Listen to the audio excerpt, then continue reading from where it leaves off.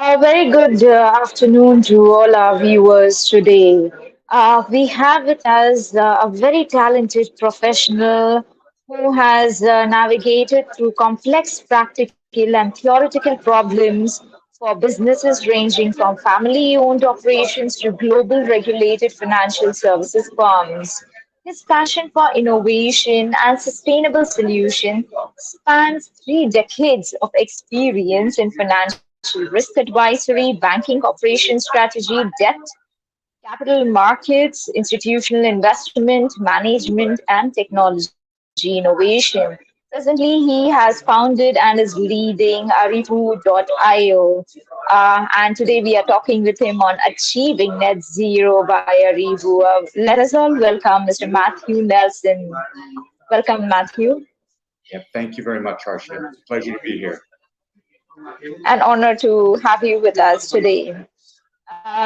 So, Matthew, you graduated in finance and you have held several business leadership positions.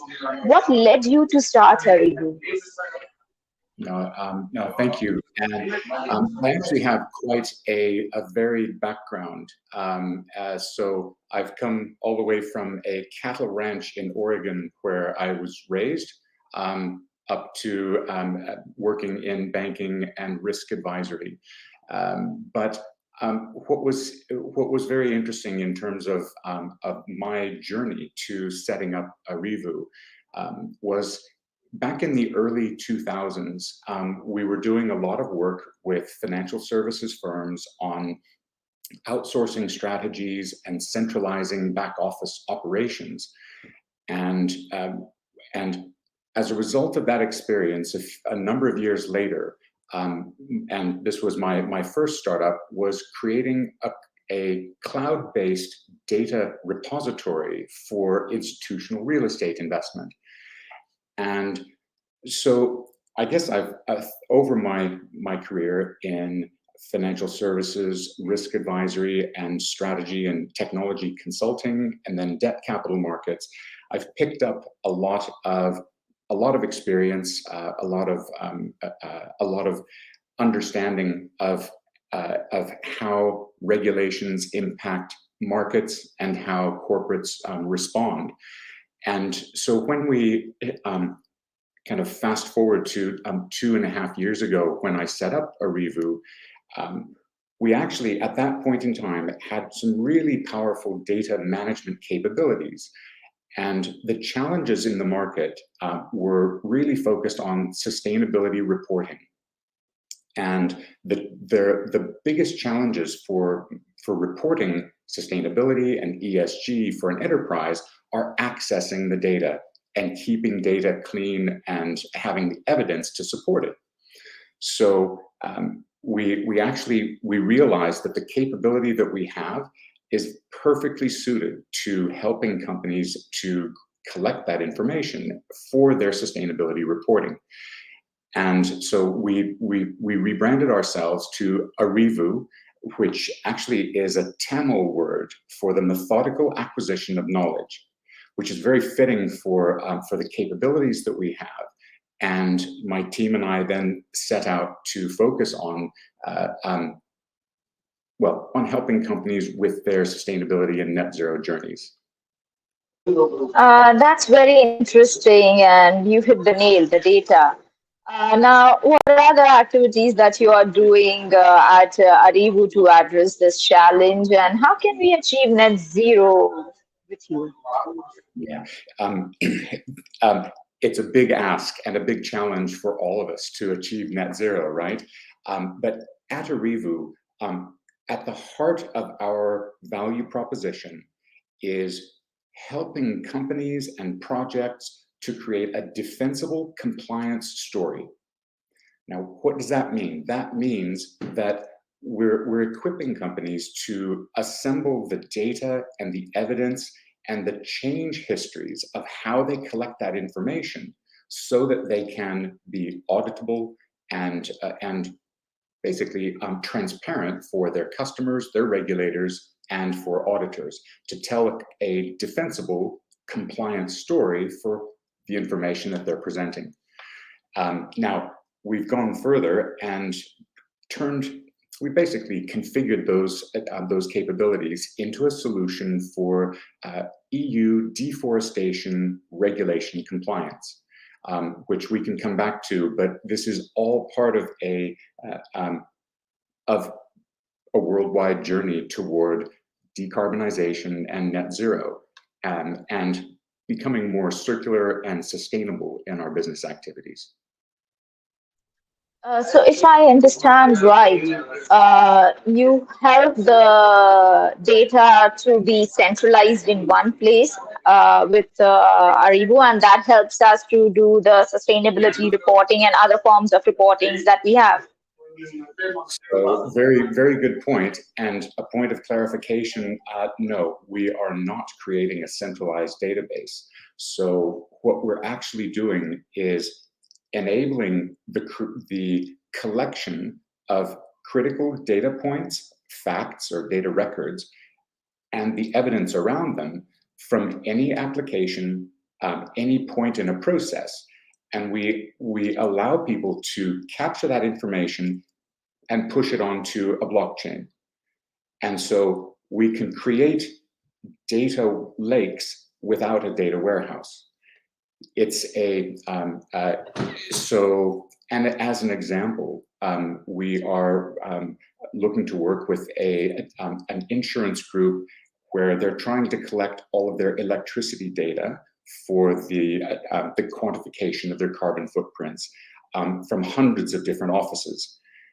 And so there's an opportunity to insert this, we call it Easy Writer, as an API output to capture that information and transparently onto a blockchain, and then be able to access it from anywhere. So we could get into the technicalities of this, but if anyone has questions. I can just say, wow. I guess everyone needs it. You have a big opportunity out here. You did mention something on EU regulations. Would you like to share a little more light on this? Absolutely. So it's really an interesting situation when so the awareness globally of the need to be more sustainable and to address the climate crisis is manifesting itself in many different ways, and increasing regulation is one of them. And when we first started with our Arivu journey, we were expecting that companies would be responding to regulation as a driver for their change. In actual fact, we're finding that they're responding to customer demand and investor demand that they become more sustainable.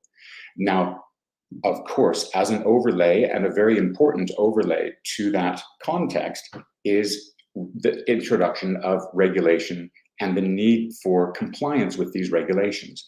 So we started with sustainability and ESG reporting, and there's a number of different reporting standards and frameworks, but the direction of travel for sustainability regulation is toward having this information, this non-financial disclosures, be comparable to the financial disclosures of a company.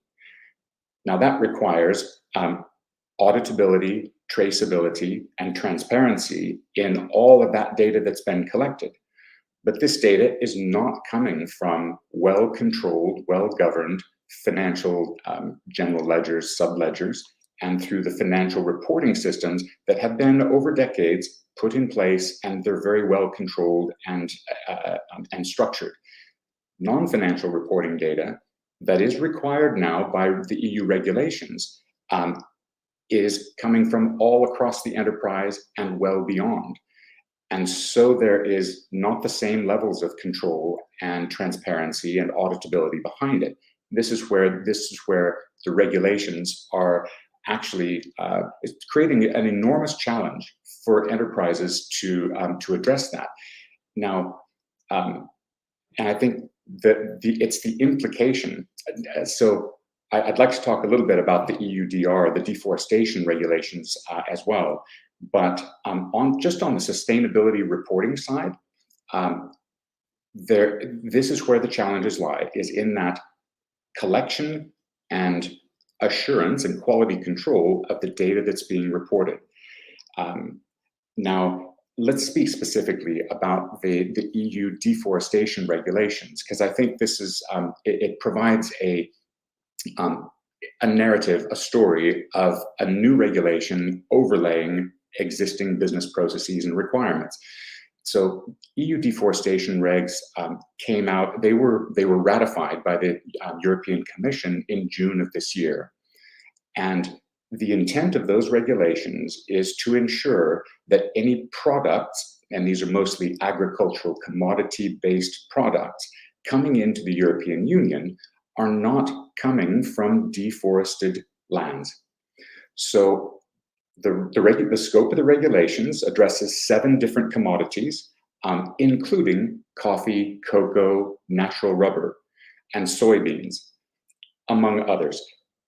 So what's required is that corporations know which plot of land that commodity was grown on, and they need to be able to ensure that it was not deforested in the past 3 years, and also that there's a number of other local law compliance and indigenous population consent to the production of that commodity coming into Europe from that plot of land. Now, this is a due diligence requirement that sits on top of the standard know your customer, anti-money laundering, and standard due diligence that's already in place in most supply chains. So it is a significant additional complication. And so what we've created is the satellite analytics required to provide that proof, and the ability for multiple different parties to provide permits and certifications and audit attestations and information about the products. So we create a digital passport for that shipment of products into Europe. So, and it's an overlay over the existing extended supply chain. Now, there are many, many challenges to achieving that and bringing it to life. But it's then a real question of the impact of this very specific European legislation on businesses and people worldwide. I should say that this is a great initiative with a lot of complication also. And how do you see that the regulations would impact other countries, considering India itself is the agricultural country and we export a lot of products. So, and there would be so many more. So, how does it impact us? Absolutely, and a great question. So, when these regulations come into place, and the penalty for non-compliance is up to 4% of European revenue. So it is a huge negative impact if you're not complying. What's going to happen is, and let's go back to all of those commodities that are covered. So first of all, it is timber and all wood and paper and pulp related products for wood. Cattle, including meat, leather, and all related cattle products. Soybeans, coffee, cocoa, natural rubber. And so when you have these, you think about the number of products that have those as contents, the impact is huge. What is going to happen is that European companies, as they choose their suppliers, they will need this proof, this anti-deforestation proof of the source plot of land where these commodities came from. So the impact is going to hit, first of all, the importing company is the one who needs to have this evidence when they have their shipment come into Europe. It needs to be available for customs, and that's where the passport comes in.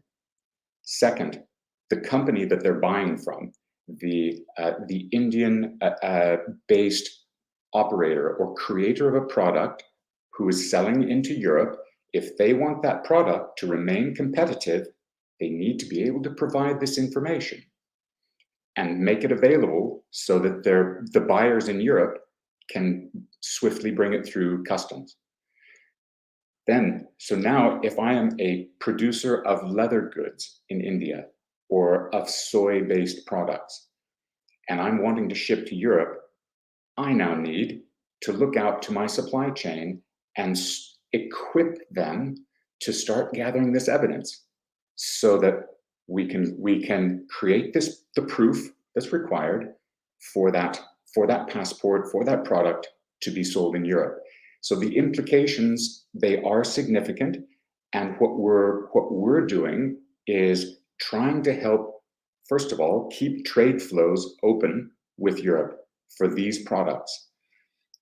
Secondly, of course, is ensure that the impact doesn't hit the smallholder farmers. This is one of the largest concerns that's being voiced by trade associations worldwide, is the impact on smallholder farmers.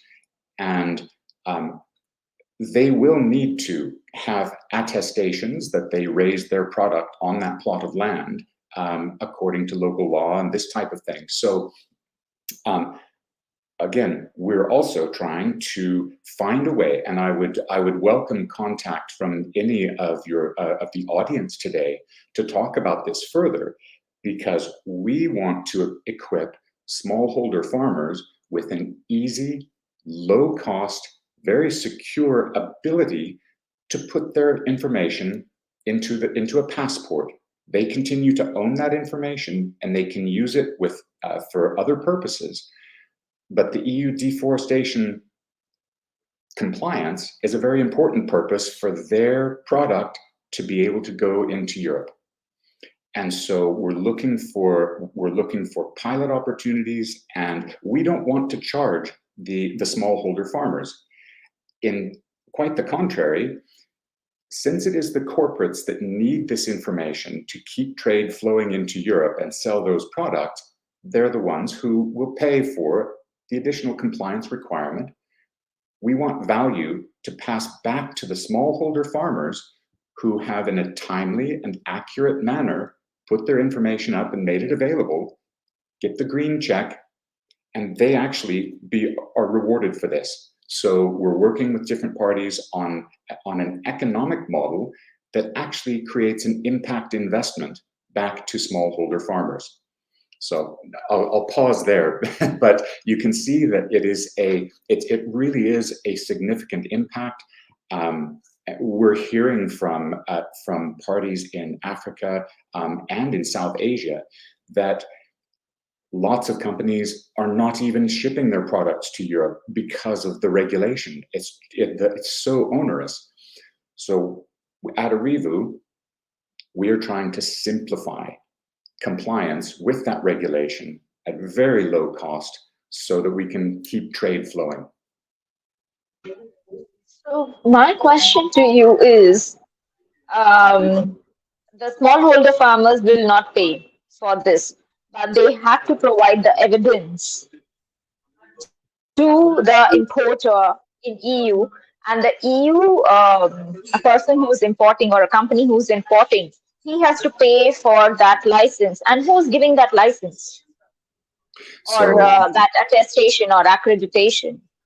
so, so the importing companies need to have all of this information available for any product that they're bringing into Europe.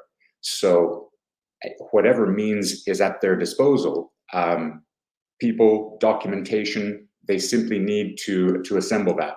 It is not yet clear exactly how customs authorities are going to implement this regulation, but when you read the letter of the regulations, it is very clear some of the mechanisms that need to be in place, and they are in process of being put in place.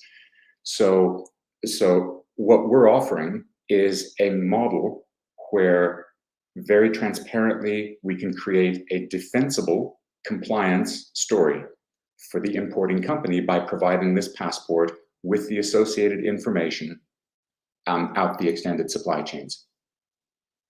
It's very interesting and a great initiative where the EU has put this in place. But I hope that we all find a way to walk the talk. You see, as mentioned, it's a onerous work. Indeed, indeed, and it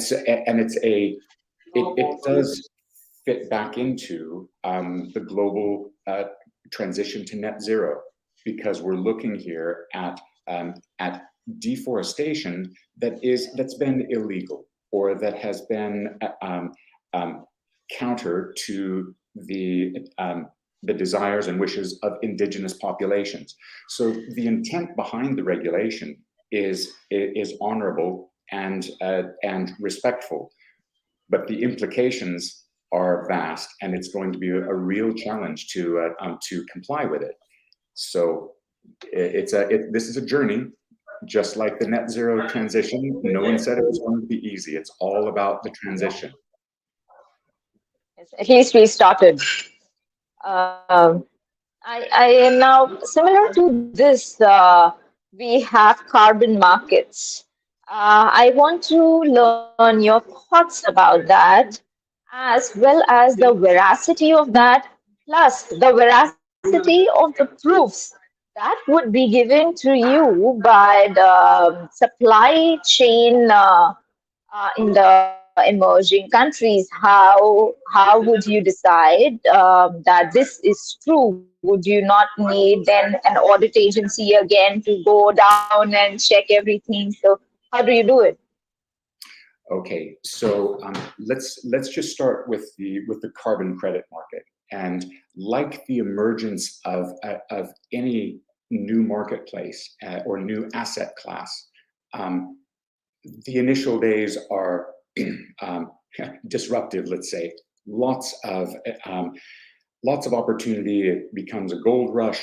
Lots of different models are tested, and what we're finding with the voluntary carbon markets, there is a lot of controversy, because there are too many projects that actually don't have quantitative, science-based verification of carbon removal.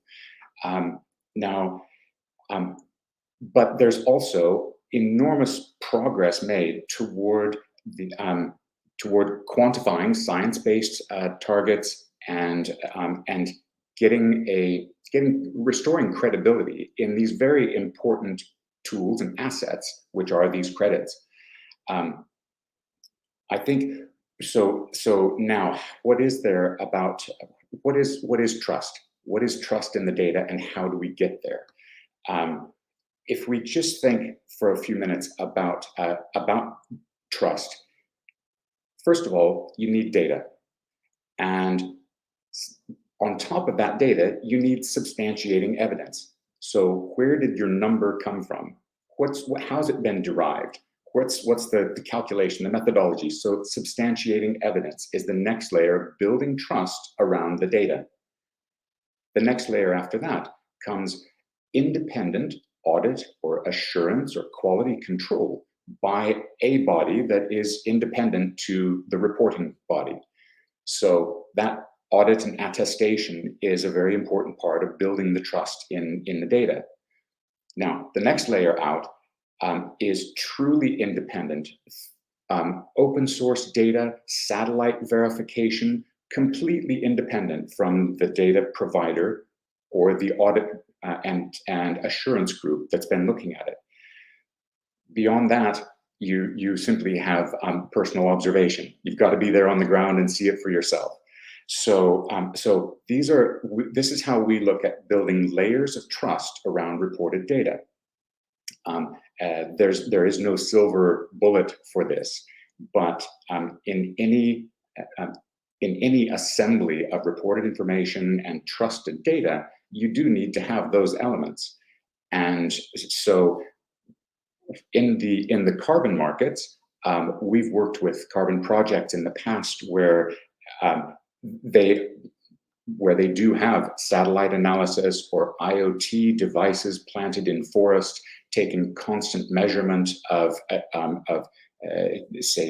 carbon sequestration ability of the project, and feeding that securely and untamperably back to the agencies who are providing the verification or to the holders of those credits.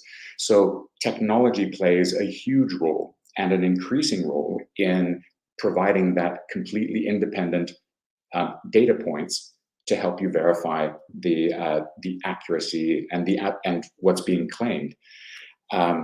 So sorry, it's just a long kind of a long way of saying that that building trust in carbon projects or in product level passports, it is a process. You need data, you need evidence, you need attestations, and you need third party verification. And again, there's not a silver bullet, but technology can help us assemble these facts and make them transparent to multiple parties at the same time and for a very low cost. So technology really helps bring the trust to life in these reportings. Uh, uh, would Arivu be one of the accreditation body? Do you see that happening in time to come? It's a very good question. And we do have our own analysis and methodologies, which are completely transparent for how trustworthy we say the data is. But we can't see on the ground what's happening. And so there are limits to this. And we're working with global audit firms, global law firms, and other kind of standards bodies to ensure that everything that we're doing and the mechanisms that we're making available are globally accepted standards, so that again, so that there is trust. So it's we will in fact have our but we will try to work within globally accepted norms. That's very interesting. Now, how far do you see, with all the mushrooming initiatives, would we be able to tackle climate change and curtail the temperatures from reaching 101? So this is a really interesting point. And when we step back and look at the climate crisis and the transition to net zero, it all comes down to human behavior. It really comes down to human behavior because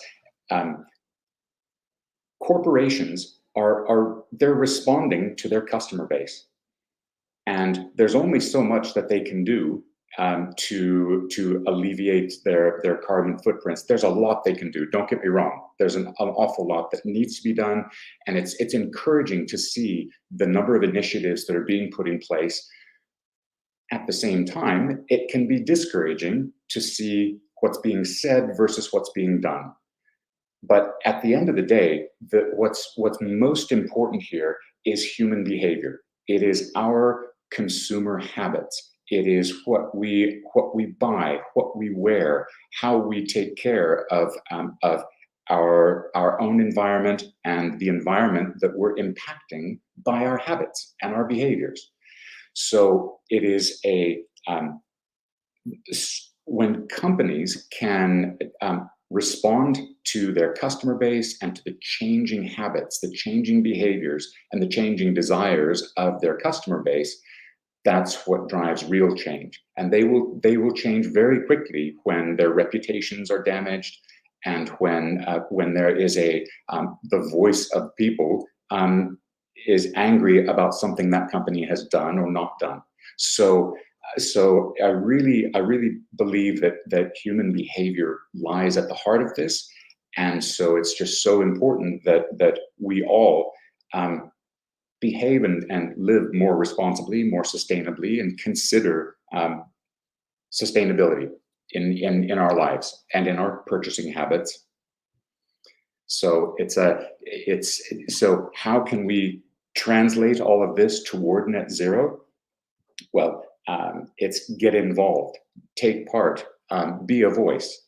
And I think there's, again, it is so good to see some very positive initiatives that consumers can be involved in, that and that companies are being involved in. They're setting up, and it's really interesting to see how in a recent KPMG report, how sustainability factors have impacted over 70% of M&A activity in the past years, but also to see how new generations of young people are choosing their employers based on the net zero transition, the sustainability behaviors of their employers. So all of this it's encouraging to see, and it all does come down to human behavior, how we behave in the workplace, and how vocal we are with how our companies are run, but also in our own consumer habits. No, it's very well said, and I'm sure all the forces coming together, the impact would be larger. Yes. Uh, Now, IICSR is a dedicated institute for responsible business leadership. How could we as an institute join hands to contribute towards common goals? Yeah, I think that the IICSR has an amazing opportunity to really broadcast the voices of change, and I think there's as a channel for the voices of positive change, either from NGOs and consumer groups, and then the companies that are providing innovative solutions and trying to address the problem. Your organization has a really important role to play to amplify the voices and raise awareness and raise opportunities for people to actually get engaged in these initiatives and have more impact. Thank you so much, Matthew, and we do look forward to join hands and collaborate in whichever manner you think fit. Any message to all our viewers who are watching right now or who would watch the recorded sessions? Well, first, I would say if anyone would like to hear some more about the EU deforestation regulations and the impact on their business, would be very happy to speak to anyone about that. We have been working with CMS Law, one of the world's largest law firms, and also with large accounting firms. We're very close to the implications, the impacts, and what's happening around this legislation. And also shaping our innovative solutions to help ease the compliance with this very important regulation. Happy to speak to anyone and share what we're doing, hear what you're doing, and find ways to collaborate and partner and really move forward to make a big impact together.